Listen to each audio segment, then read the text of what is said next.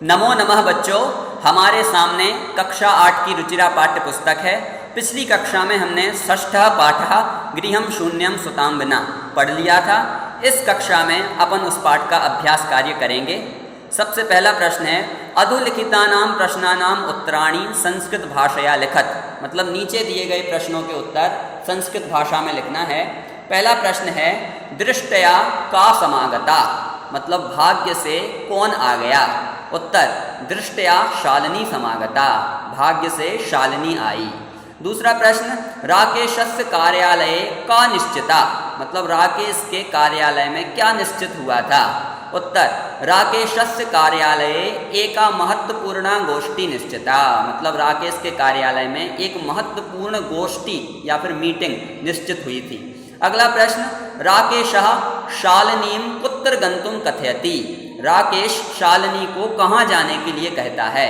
तो उत्तर है राकेशः शालिनीं मालया सह चिकित्सिकां प्रति गंतुम कथयति, मतलब राकेश शालिनी को माला के साथ डॉक्टर के पास जाने के लिए कहता है। चलिए अगला प्रश्न है सायंकाले भ्राता कार्यालयात आगत्य किम करोति, मतलब शाम को भाई कार्यालय से आकर के क्या करते हैं। उत्तर है सायंकाले भ्राता, मतलब शाम को भाई कार्यालयात आगत्य, कार्यालय से आकर के हस्तपादादिकम प्रक्षाल्य, हाथ पैर को धोते हैं, वस्त्राणि च परिवर्त्य, मतलब कपड़ों को बदलते हैं, पूजा गृहम गत्वा, पूजा घर को जाकर के दीपम प्रज्वालयति, मतलब दीप को जलाते हैं, भवानी स्तुतिम चापि करोति, और भवानी स्तुति भी करते हैं। अगला प्रश्न है राकेशः कस्याः तिरस्कारं करोति, राकेश किसका तिरस्कार करता है।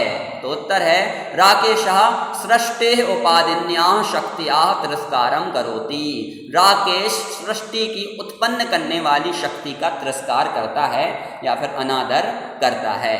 अगला प्रश्न है शालिनी भ्रातरं काम प्रतिज्ञां कर्तुं कथयति, शालिनी भाई को क्या प्रतिज्ञा करने के लिए कहती है। तो उत्तर है शालिनी भ्रातरम कन्यायाः रक्षणे, मतलब कन्या की रक्षा करो, तस्याः पाठने, मतलब उसको पढ़ाने में, दत्तचित्तः स्थास्यति, मतलब तैयार रहेंगे, इति प्रतिज्ञां कर्तुं कथयति, यह प्रतिज्ञा करने के लिए कहती है। अगला है यत्र नार्यः न पूज्यन्ते तत्र किम भवति, मतलब जहाँ नारियाँ नहीं पूजी जाती हैं, उनका सम्मान नहीं होता है, वहाँ पर क्या होता है। तो उत्तर है यत्र नार्यः न पूज्यन्ते, मतलब जहाँ नारियों को सम्मान नहीं होता है, तत्र सर्वाः क्रियाः अफलाः भवन्ति, वहाँ सभी क्रियाएं अफल हो जाती हैं या असफल हो जाती हैं। चलिए अगला प्रश्न है दूसरे नंबर का प्रश्न अधोलिखित पदानां संस्कृत रूप, मतलब तत्सम रूपम लिखत, जो नीचे शब्द दिए हुए हैं उनका संस्कृत में क्या बोलते हैं यह लिखना है।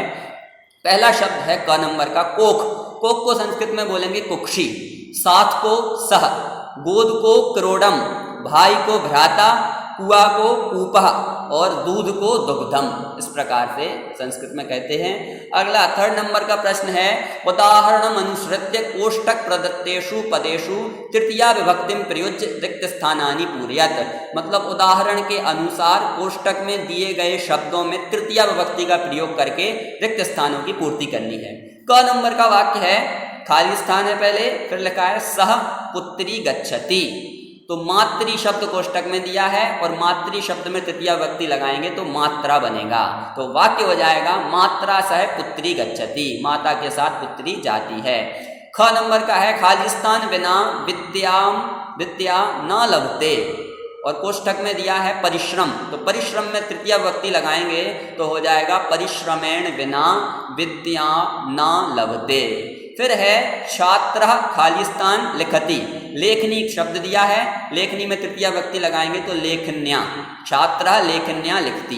घ नंबर का है सूरदास खाली स्थान अंधा आसीत, नेत्र शब्द दिया है तो सूरदास दोनों नेत्रों से अंधे थे, मतलब उनके दोनों नेत्र नहीं थे, तो लिखा जाएगा सूरदास नेत्राभ्याम अंधा आसीत। फिर है सह मित्रैः साकं समयं यापयति, इसमें मित्र है और मित्र का अपन ने तृतीया विभक्ति बहुवचन लिख दिया तो मित्र ही। तो इस प्रकार से तृतीया विभक्ति का प्रयोग करके वाक्यों को पूरा करना था। चौथे नंबर का प्रश्न है क स्तंभे विशेषण पदम दत्तम ख स्तंभे च विशेष पदम। मतलब जो क का स्तंभ है उसमें विशेषण पद दिए हुए हैं और ख के स्तंभ में विशेष पद दिए हुए हैं, तो उनको अपन को मिलाना है।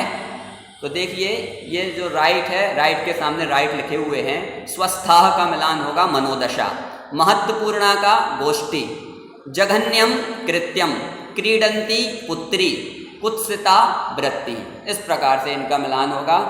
पांचवें नंबर का प्रश्न है अधोलिखितानाम पदानाम विलोम पदम पाठात चित्वा लिखत। मतलब पदों के विलोम पद को पाठ से चुन करके लिखना है। देखिए विलोम मतलब विपरीतार्थक शब्द।